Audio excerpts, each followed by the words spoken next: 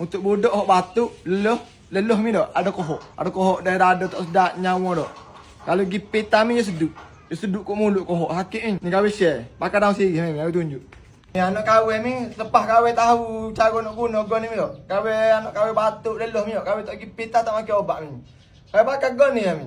Memang mujaruk mi daun siri ni. Memang kau tunjuk ni. Dia mau ambil minyak ni. Kalau guna minyak mesti ikut minyak gapo, Josu baby ko. Minyak Josu baby Josu tu dak. Baby Josu tu ataupun minyak emas biasa ni.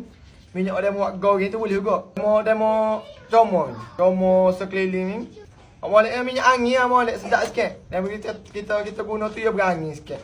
Demo comor gitu, demo ku bakar. Demo layu api, nak layu mecen boleh lilin boleh. Tu gelepu buat gitu ni. Nak pergi boleh mi panas. Mesti guna panas ha. Buka api sela ni. Layu dia. Layu atas api. Layu metah mi dak. Dia tubik bau ni. Dia tubik bau. Dia tubik bau daun sirih ni mi. Tepek dada ni, budak mau setahun, 2 tahun, tepek dada ni. Tidur tepek ni. Dia tidur dia mau tepek. Tepek dada. Kalau budak mau sadah ni, buat 2, 3 tahun, 4 tahun Dada so, belakang so. Lepas tu ni yakin mutuh. Budak tak yakin mutuh, dia tubik belakang lendeh. Dia mutuh ni. Supaya nak kahwin dia mutuh. Mutuh tubik lendeh, esok ke beres. Esok ke segar molek-molek ni.